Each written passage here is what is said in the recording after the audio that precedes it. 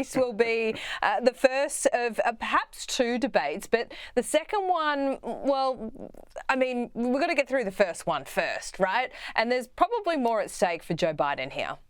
Yeah, I mean, it's taken him a week of preparation to work out how to stay up this late and how to be able to speak fluently for 2 minutes. So I know they've said it's prep, but I think that the debate prep is as much physical as it is psychological, mental, all the rest of it. Look, the reality is, if Joe Biden has a good night, there is a circuit breaker that gets him back into the race. But right now, forget your national polls. It's all about those swing states. Where Annalise is tonight in Georgia is a place that Trump won in 16, Biden won in 20, but according to the latest polls, Trump would win in 24. The key swing states, all bar one, currently Trump is leading. In most, he's leading by a big enough margin to be outside a margin of error. So for Biden, he has to have the big night to remind people about why he's the president, why he deserves another 4. For Trump, I think it's about closing the deal. If he doesn't melt down like he did in the first debate in 2020, if he sort of stays within his lanes, he's the one who can kind of have a boring night and ends up out in front because the media doesn't get the narrative of a soundbite they'll obsess on for the next 2 weeks. Yeah, that's right. And he knows how to feed the cycle as well. So even if this doesn't go well for him tonight, he'll just do another rally tomorrow and knock it all out of the park. Whereas Joe Biden, I mean, a win for him tonight, Paul, I think looks like if he looks like he has the cognitive ability, he doesn't have any kind of brain meltdown, and he looks like he's got energy. I think that's probably a win, right? Geez, can we set the bar any lower? Yeah, I know, the bar is low. Yeah, you're right, the bar is low. Whether he lives or dies. No, look, the thing for, let's get to issues, right? As that lady was saying before, and again, clearly that's a bit of a pro-Trump room, but I'm saying it's a state that has swung back and forth.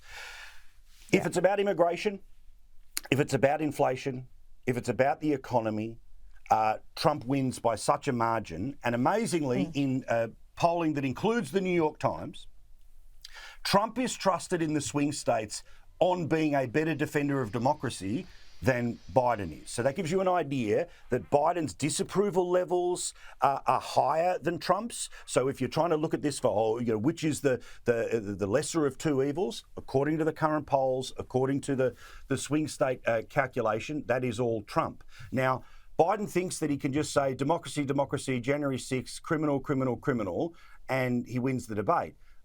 He'll win Twitter, he'll win the media. I can bet you right now that the snap poll of CNN people will probably conclude positively for Joe Biden. But it's about people trying to see, and I think when they're looking at this, the really basic is, okay, has Biden still got it, and has Trump learnt any lessons? We'll learn all of that together in about an hour. Yeah, that's right. Has Biden still got it? But not just now. Has he got it for the next 4 years? So that's what will be weighing on voters' minds. And if you're voting for Biden, I think you're making the calculation that you're voting for the administration, not the man. Wouldn't you agree? Yeah, 100%. You're backing in, the team, not the coach, not the captain, all the rest of it. And also, American elections in particular, because it's about turnout, it's not compulsory. It really is about saying, Obama in 2008 was sort of the exception to the rule, but essentially it's, join us to defeat the devil, right? I'm Batman, he's Joker, and then the other way around. Which is why you sort of get nonsense like, remember Michelle Obama would talk about vote like your life depends on it, or you get sort of the Steve Bannon victory or die. Settle down. But when you've turned it up to 11 and the conversation about Trump has been at 11 since day one, all of those people who backed him as he came down the escalator or backed him in 16 are never going to walk away from him because there's a sense of unfinished business. Sure. That said, if he goes too many times over the limit, I'll be fascinated to watch the dynamic of the microphones on and off. Not because I don't think they can sort of stick inside their lane, but inevitably there will just be a natural moment, and we've seen this in Sky News People's forums or again sort of UK debates. At some point in time, you're going to want to say BS and probably not that word. to the other person. But if your mic's off, well, then that's sort of part of the tension. Otherwise, literally, it's a tennis match and, I couldn't care less about those. Yeah. I mean, it strips the interaction, the personal interaction between the two men, and they actually haven't been on the same stage since 2020. I mean, we see them all the time in their unique events. It's funny to get your head around that they actually are never in the same room. I mean, it's obvious, but it just is a good reminder as well. But Paulie, when you look at how you talk about non-compulsory voting and, you need to be motivated to get out and vote. What is the motivation this presidential election, do you think? What's the issue? Well, I think it's about the economy, right? I think this is actually something that we've got to look at. So say, as you will see next week in the UK, cost of living inflation is one of the chief stated reasons to get rid of the government in the UK. In the US, inflation is down, but still compared to where it's been. So for Trump, he gets to be able to present himself as, hey, how good was it before COVID, right? I'm the pre-COVID president.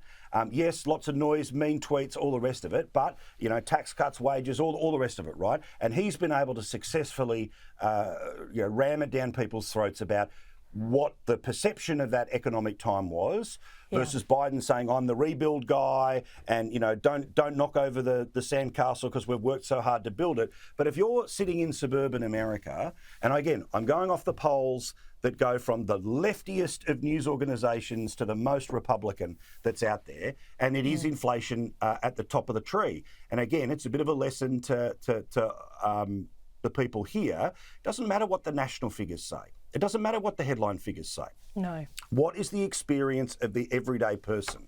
And I think, again, that's where... So Trump, in my opinion, can seal the deal tonight by just showing, okay, all right, when push comes to shove, I can clip my wings a little bit. I don't have to go for the knockout punch each and every time. I need to remind people of things that are good. But there's two issues, actually, I wanted to focus in on about how Trump can make that message. Yeah. The Trump tax cuts, now in America, their system, as you know, is one where when you have things like tax cuts, they only go X number of years and you have to vote to make them permanent or vote to keep extending them.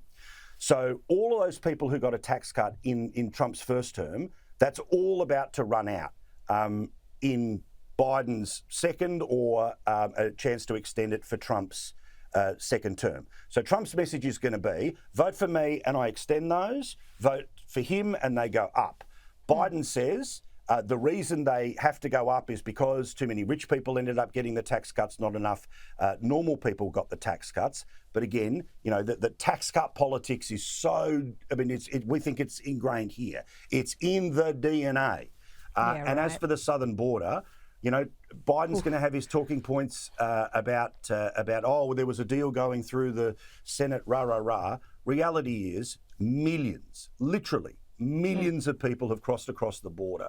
So really, for Biden, he's going to sit there and say felon, threat to democracy. But in the swing states, as I said, the threat to democracy polling works against Biden. So yeah, absolutely. I was there in Texas in the midterms, and the immigration debate is a live one. And we're talking about a border that is porous and is thousands of kilometres long.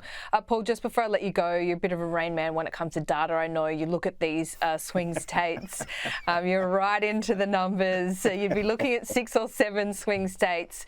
Tell us, do you still think that Biden has a chance? Because we know that voters are tribal, very tribal. So let's narrow this down. Predictions are always tough, but at this point, before this debate, do you think that Biden will win the election, or do you think Trump will? At this stage, Trump's in front. At this stage, Trump's in front, but let me tell you how Biden gets there. But only just, right? Oh, absolutely. So okay. So basically, let's look at a clock, make our way around. I don't know how that looks on TV, but it makes sense to me. All right.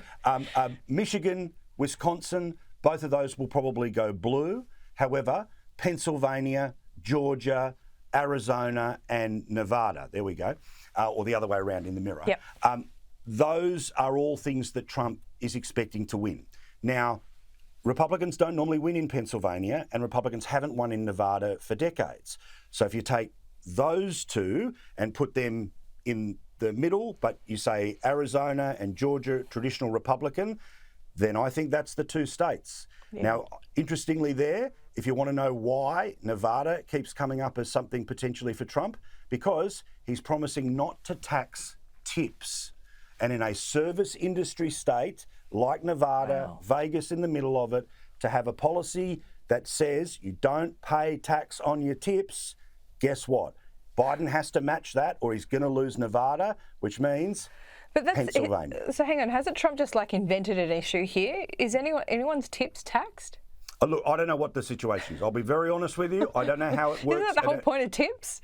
Well, but but the thing is, I don't know declared income in the US, but I'm just saying about a talking point. Perhaps it's a talking point, but still, because I've really been trying to work out the Nevada thing, right? This is a Democrat stronghold, union cities, union towns that always end up going blue. They literally named the airport you fly into in Vegas, which I think you and I may be aware of, is named after a Democratic senator, right? It was such a blue.